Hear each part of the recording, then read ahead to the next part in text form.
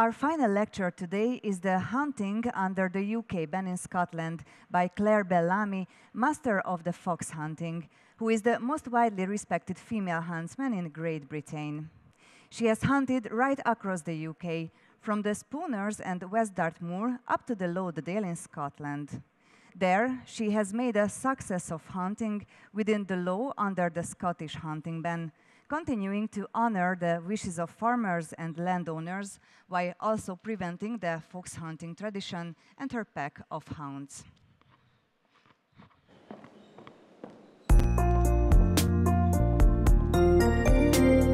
Thank you very much for inviting us all to the exhibition, and feel very honoured, and we've been looked after amazingly. Thank you.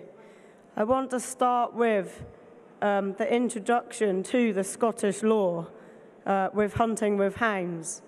As a formalised activity originated in England in the 16th century in a form very similar to that practised in Scotland until the 1st of August 2002, when the Protection of Wild Mammals Scotland Act 2002, hereafter referred to as the Act, came into effect and created the offence of deliberately hunting a wild mammal with a dog.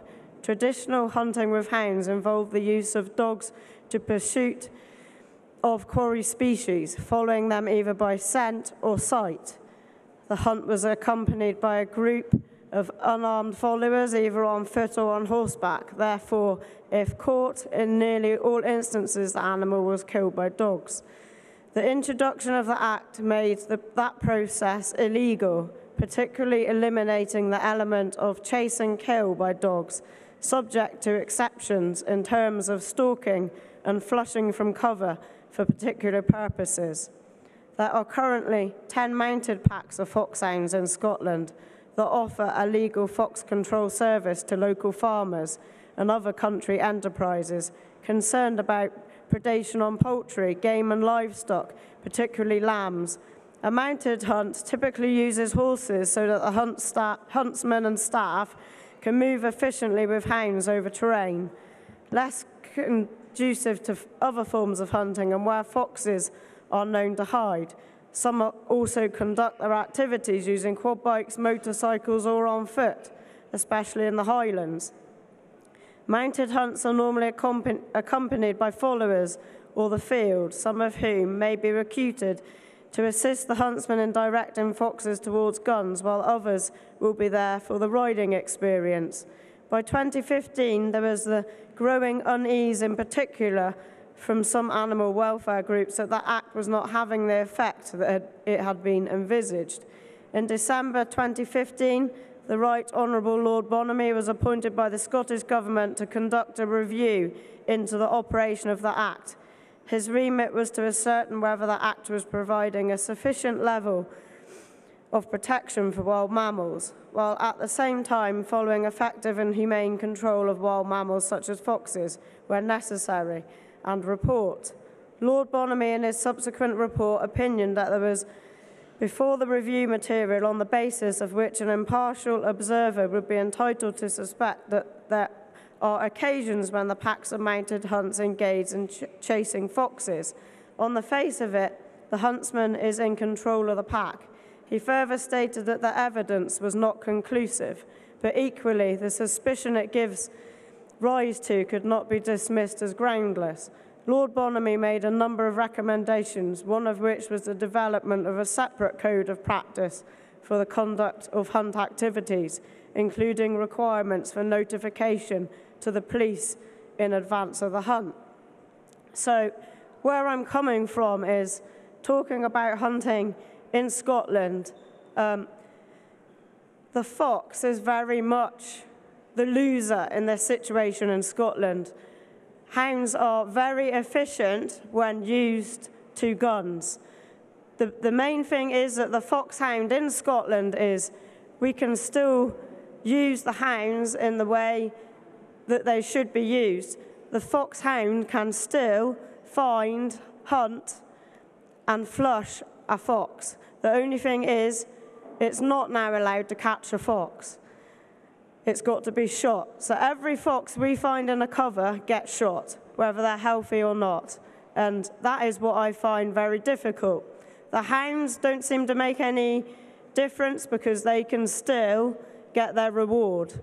But they get sensitive too. When they hear a shot, they'll then go to that shot. So you have to be very careful in trying to encourage hounds to still have that instinct to find a fox, and they still keep that instinct alive and really well, whereas trail hunting, they would struggle with that.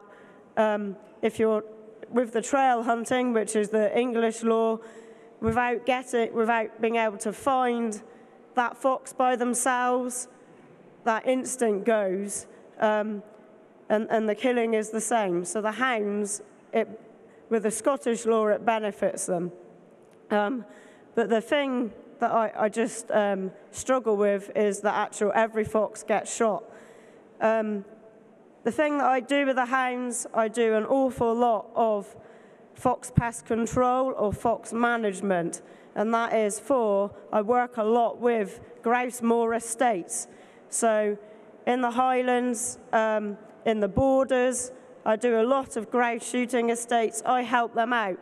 All these estates have the biggest technology. They have night sights, all infrared. They have everything that you can find to shoot a fox, but they still ring me up and want to use me because it saves them time.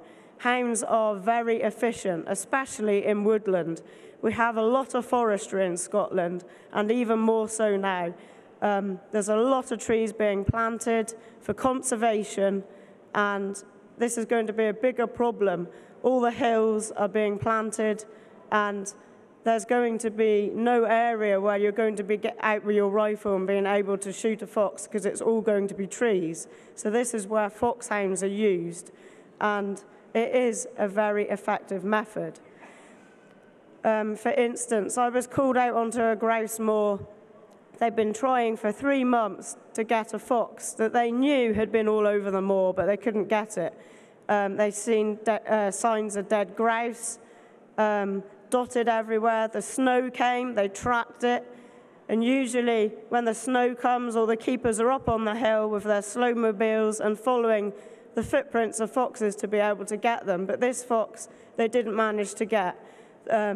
There was in blizzards and snowstorms, and that stopped them. They didn't manage to get it. So they actually rung me, can you come out with your hounds? So I did. And we did a forestry first where they thought the fox would be in and surrounded it with guns. And the fox wasn't there. The hounds got to the end of the forestry very quickly, and I was beginning to doubt myself. Oh, God, have they not drawn it well enough? And I thought, no, I trust my hounds. They can tell me. They tell me everything, and I just put my trust into them. I then went out onto the hill, and the guns kept moving forward of me. All the heather that we did, they literally hunted an old scent of this fox for 15 miles across the grouse moor, over really boggy terrain. You couldn't get vehicles there. They were on quads with the guns, and they kept going round to each hill to get ahead of me. Eventually, after the 15 miles of open hill, they then picked up a gear, put up their fox, coursed it for 200 yards and marked it to ground. And then it was then dug to and dispatched by shotgun. And that is, I was there for that day, and they'd been 4 months trying to get that fox. So that just shows how effective and efficient hounds are at their job. And this is what I do all the time in Scotland with them. I just want to also say about how they work as a pack. Hounds are designed to be pack animals. They're kept as a pack in kennels. I keep all my hounds, dogs and bitches, together, mainly because I haven't got a big lot. I only have 20 couple. I know a lot of the packs in England keep a lot more, so they keep them separate, dogs and bitches separate, but all mine are kept together.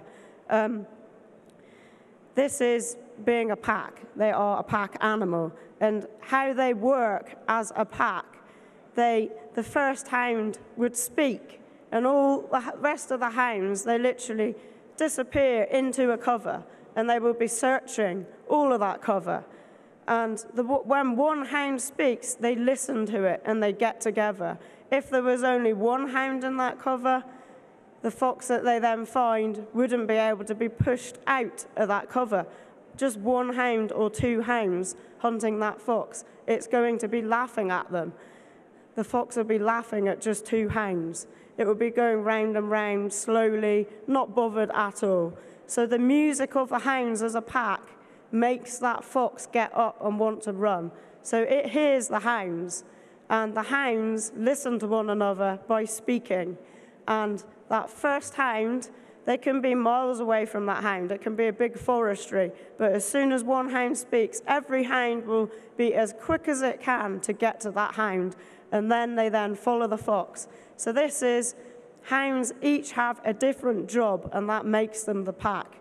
So you can have one hound that has a deeper voice, one hound that has a high-pitched voice, one hound that's better scenting, one hound that isn't so good at with the scent, can have a different kind of scenting ability. Some are a lot lower scenting. So whatever ground that fox then continues over, all those hounds working together as a pack can still hunt the fox. When you only have two hounds, it's a really, really difficult task, and they won't be able to do it.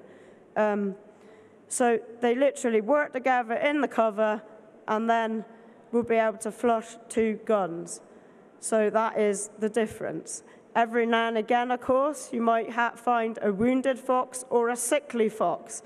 And I can't do anything about that, but the hounds are doing their job. The hounds will still dispatch a sick or weakly fox, or something that is wrong with a fox, but that is the only instance in anything going wrong with the Hunting Act in Scotland, and there's nothing I can do about that. We do everything we can.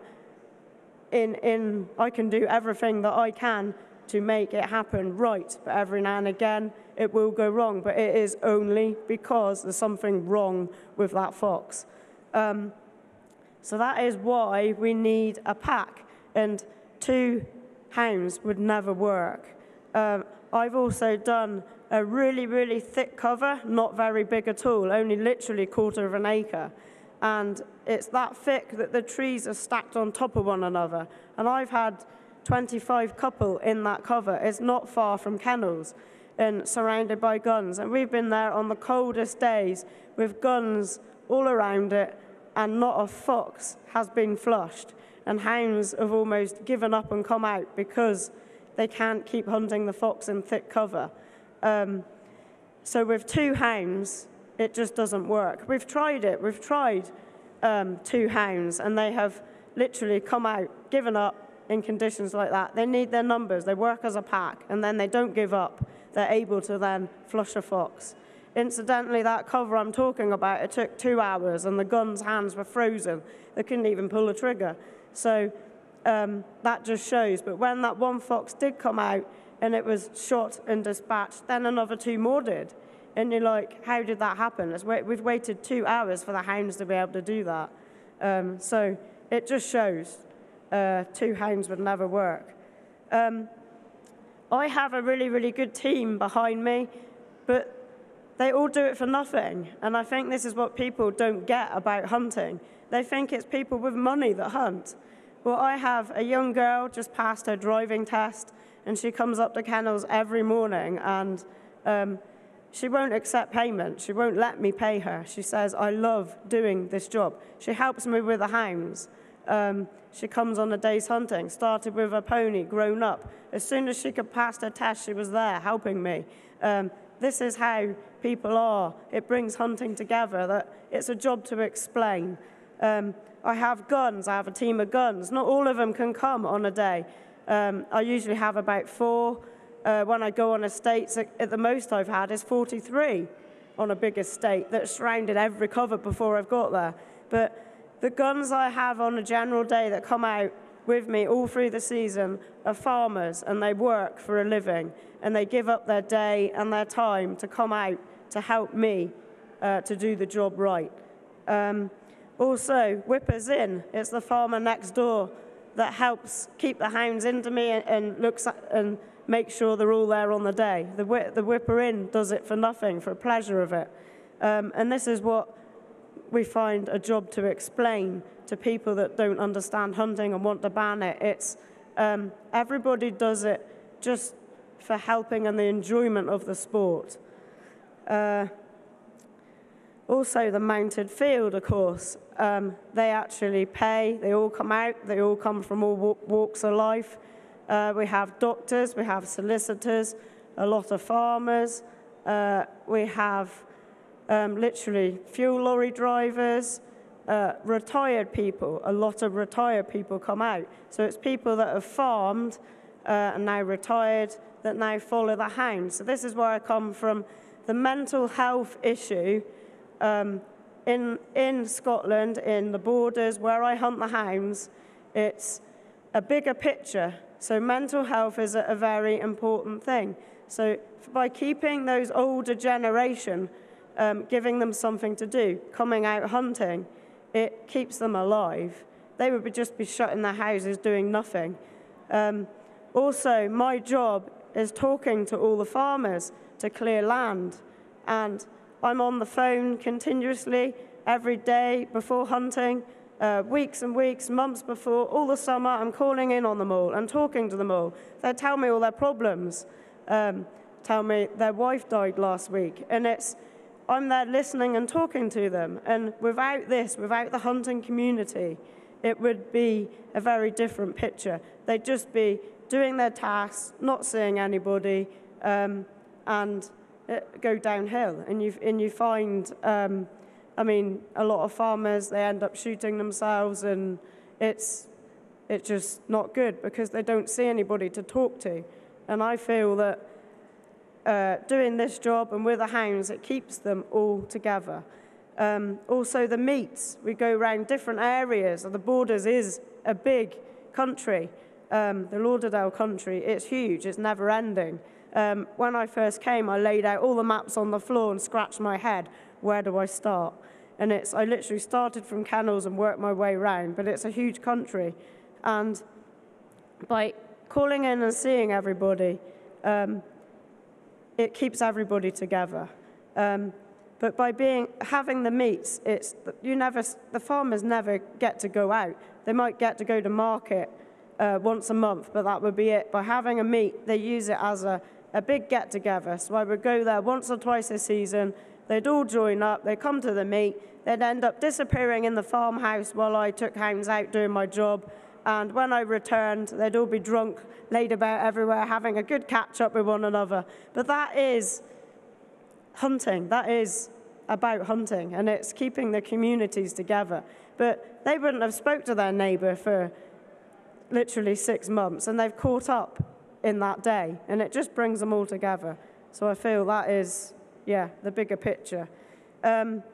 So going back to the mounted field, they come out on a day to follow the hounds. A lot of them, I've found nowadays, don't even know whether I would have the hounds there or not. They come to the meet, they have a drink, they chat to their friends, and they go home again, and they've had a great day.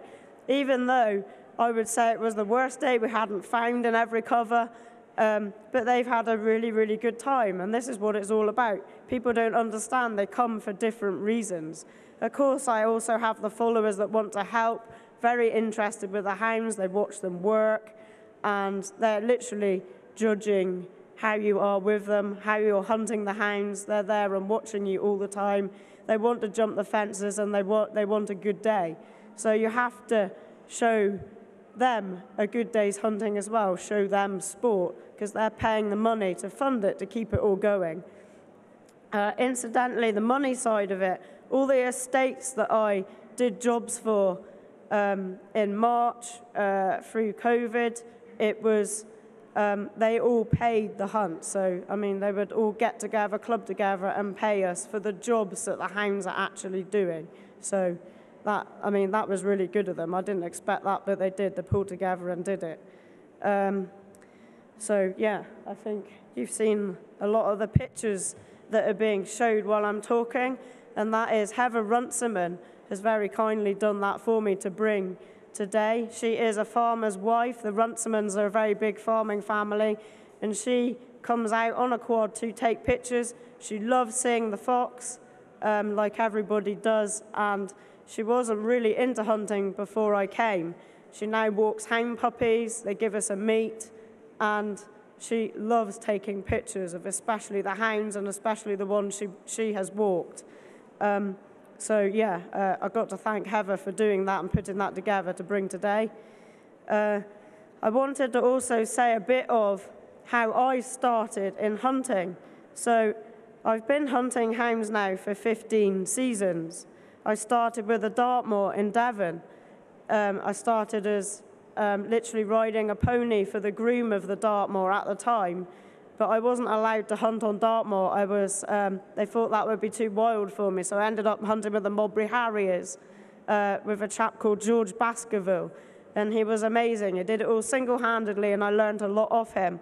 I then was allowed out with the Dartmoor hounds when they felt I could control my pony a bit more, because I literally followed hounds behind them all the time because I couldn't stop the pony. So when I was able to control it better, I was allowed on Dartmoor, and I followed David Mills, who taught me an awful lot. And I used to hack to every meet. Everybody would try and give me a lift home, and I'd be that shy, I'd refuse because I didn't want to put my pony in their lorry, and I'd hack all the way home. So that's how dedicated I was to enjoying hunting. And it was the hounds that inspired me. I followed them and watched them, and I just think they are amazing. I also then got the job of whipping into the Dartmoor. The hounds were moved to above where I lived, so of course I was there every day. And the lad that was whipping in at the time broke his leg, so I then stepped up and took over his position as helping with the hounds. I started off groom, working my way up through, riding second horses for the field master, and then whipping in. And then I went to the Wheatland Kennels for 2 seasons as groom and first whip, and learnt a lot there about the country, farmers, picking up livestock, picking up dead stock, putting down livestock. And because I was a woman, they kind of treated me with, oh God, this girl that's turned up is never going to put my cow down. We need to ring for someone else, until I showed them that, yes, I could deal with it and it wasn't a problem. And then they asked for me all the time. In fact, Miles Salmon was hunting the hounds at the time, and he'd send me to pick up the bills because they paid me better than him. So, yeah, that's about my growing up. And then, yeah, at the Dartmoor, of course, Mike Weir then hunted hounds, and I learned a lot off him about his skill of leaving hounds to it and being very quiet, and hounds know best. They know everything about hunting, and I know nothing. So he taught me a lot. So that's about all my growing up and getting into hunting. Why I moved to Scotland, I just felt the way the law was going, I was quite worried about the trail hunting, it being difficult. It's a lot of pressure when you're hunting hounds to get it right. And Dartmoor was the most amazing place to hunt hounds and to lay a trail, because there was no roads, there was no fences. It's just the best place for hounds. You don't have to worry about anything. You literally unload them, have the meat, and go, and there's nothing to worry about. But when I moved to Scotland, it was because hounds could still hunt foxes legally, and that really lifted a big pressure off me. When I got there, I felt that was a big pressure that was released, and I could still do this legally with the hounds. So it just made it a lot easier. People don't realise the pressure that is on all the huntsmen. Tim Allen at the Buccleuch, he has a lot more pressure than me. He has a lot more people goes out. I'm very lucky. My people don't expect a lot. They just come out to enjoy themselves. But the Buccleuch has a big following, and they have to do a lot of jumping and entertaining, and it is a big lot of pressure. So I'm very lucky where I am, but just so everybody understands what the huntsman has to cope with. I also want to say about the hounds, really. They bring people together. They're the most amazing animals, they really are. I don't think that aunties or politicians understand this side about foxhounds. It is, each time I'm out with the hounds watching them work, there's always something that amazes me with them. They always do that something that I think that was just quite something. And they just amaze me every time I'm out. They really do. And I think the biggest thing that we need to understand is, like this exhibition here today, it's hunting is at one with nature. It's the most natural thing. And I think politicians in our country don't see it like that. They see it as cruel. Well, it's not. The fox is very much the most amazing animal.